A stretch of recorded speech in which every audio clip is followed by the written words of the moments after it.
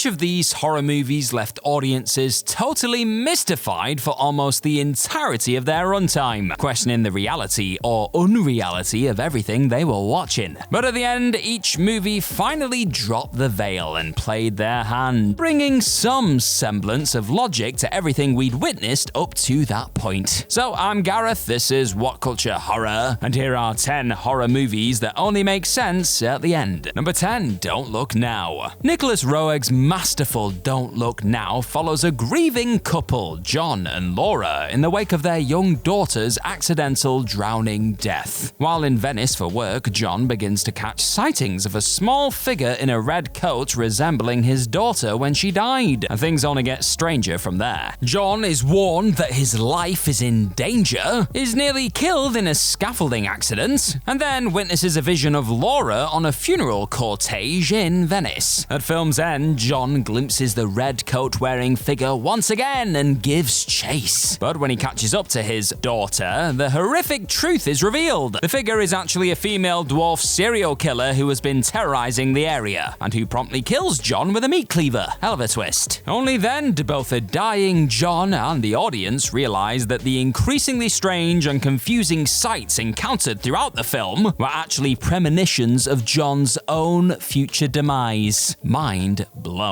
Number 9, One Cut of the Dead. The first act of One Cut of the Dead suggests it's an entertaining, if familiar, found footage film, centered around the cast and crew of a low-budget zombie film whose production is invaded by real zombies. At the conclusion of the opening 37-minute single take, however, it's revealed that all of this footage was actually from a totally staged film called One Cut of the Dead. From there, the third act of the movie shows the opening single take sequence unfold from another perspective, revealing all the hilarious behind-the-scenes mishaps which contributed to the eccentric, ramshackle production. Watching the opening act play out again with the curtain pulled fully back reveals the film to be as obscenely clever as it is deliriously entertaining. Number 8, Fallen. Fallen is one underrated mind screw of a movie, beginning with a scene from the tail end of the story where an on-the-brink-of-death detective John Hobbs runs through a forest as his voiceover tells the audience, "I want to tell you about the time I almost died." The clear implication is that we're going to see the rest of the scene play out again at the end of the movie, with Hobbs presumably triumphing over the demonic force he battles throughout the film, Azazel. Except that's not quite the case, folks. Fallen's ending sees Hobbs willingly allow Azazel to possess him, but Hobbs has also fatally poisoned himself, which should ensure that Azazel is unable to leap to another host before perishing. However, at this moment, Denzel Washington's voiceover returns, revealing that we were listening to Azazel all along, just as a cat comes across Hobbs' corpse. This, in turn, allows Azazel to possess the animal and continue his reign of mayhem. It places a huge WTF cherry on top of the entire tale. Number 7, Exam.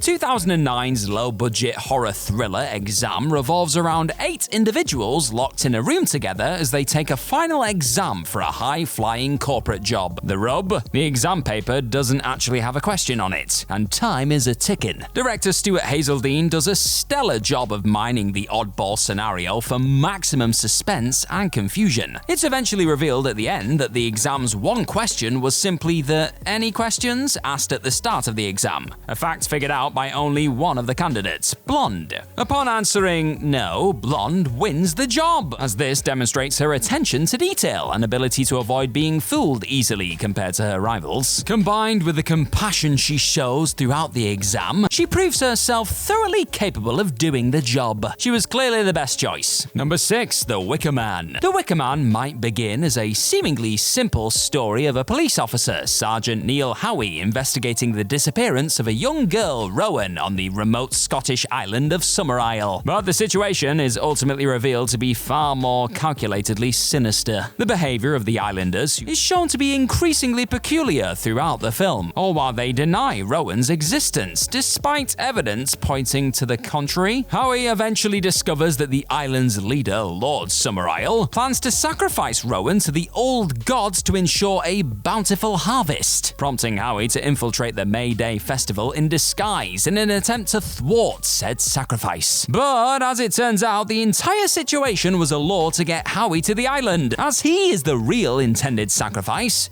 Uh-oh. In the unforgettable final scene, he's forced inside a giant Wicker Man statue before it's promptly set ablaze. Number 5, I See You. The terrifically twisted 2019 horror I See You revolves around the abduction of a 10-year-old boy, its connection to a series of historic abductions, and mysterious occurrences taking place in the home of lead detective Greg Harper. It's eventually revealed that the strange events in the house are actually being caused by 2 homeless people who have been hiding in Harper's home and gaslighting them. One of the duo, Alec, is determined to drive Greg and his family insane. But why would he possibly want to do this? Well, because Greg is actually the serial kidnapper, and Alec was one of his intended victims many years prior. To call this film a wild ride is quite the understatement indeed, as though we are firmly led to expect something supernatural for much of the runtime. The horror is ultimately of the fully grounded flesh and blood brand. Number 4, Diabolique. Henry Georges Clouzot's legendary psychological horror film follows a cruel boarding school headmaster, Michel, whose wife Christina and Nicole apparently conspire to kill him. And indeed, the duo do seem to drown Michel, appearing to make it look like a suicide, only for their plan to go awry when Michel's corpse inexplicably disappears. Christina becomes increasingly fearful of Michel returning as a ghost, until in the film's climax, his corpse reappears in her bathtub. Michel then rises from the tub, causing Christina to suffer a fatal heart attack out of fear, her heart condition having been established earlier on. But what the hell is going on exactly? Well, Michel is very much alive and conspired with Nicole the whole time to stage his death and haunt Christina until she died of fright. It was almost the perfect crime too, if not for the fact that Detective Alfred Fichet overhears their celebration and pieces the whole ruse together. So close, eh? Number 3, Saint Maud. Like all great psychological horror films, Saint Maud teeters on a razor's edge, as it leaves the audience to question the precise nature of its reality until the very end. Has Nurse Maud simply been driven insane by a traumatic past incident in which she failed to save a patient? Or are her increasingly concerning visions a genuine test of faith from God? After murdering her apparently demonic patient, Amanda, the film's final scene has Maud head to the nearby beach where the truth is finally revealed. Maud douses herself in acetone and sets herself on fire, at which point she appears to sprout angel wings as everyone else on the beach suddenly bows down in awe of her. But in the film's final second, director Rose Glass smash cuts to the nauseating reality of the situation. Maud screaming in agony as she burns to death. Yep, that'll clear it up alright. Number 2, The Empty Man. Cult classic The Empty Man is an incredibly tricky film to nail down, because it at first appears to be explicitly about the titular supernatural entity, which kills teenagers and apparently aids its followers as long as they do its bidding. After over 2 hours of discomforting, aggressive weirdness, however, it's revealed that ex-cop protagonist James Lasombra isn't who we think he is. Rather, he's a tulpa, an entity created through manifestation by the Empty Man's cult, to, in this case, serve as the new vessel for the creature as its current vessel nears death. Everything we know of James' tortured past, namely the deaths of his wife and son in a car accident, were created by the cult, because that grief helps him sustain a connection to the Empty Man. In reality, the real Empty Man is James himself, given that he's hardly a man at all. Brutal stuff. Number 1, Carnival of Souls. 1962's classic horror Carnival of Souls centers around Mary Henry, a woman who miraculously survives a car crash into a river, even while having no memory of how she got to safety. Mary then moves to Salt Lake City, where she begins to encounter terrifying, ghoulish visions and finds herself inexplicably drawn to the nearby pavilion of an eerie, abandoned carnival. As Mary's apparent hysteria intensifies, the climax finally reveals the grim truth. Mary actually died in the initial car crash, with her body being shown in the front seat when the car is finally fished out of the river. And so, the surreal, nightmarish events of the movie have effectively been Mary's attempts to resist joining the dead in what lies beyond. Though the protagonist was dead the whole time, actually, shtick has been played out for years. Back in 1962, it hadn't yet been done to death, and so made one hell of an impact. People were stunned, probably. I don't know, I wasn't there.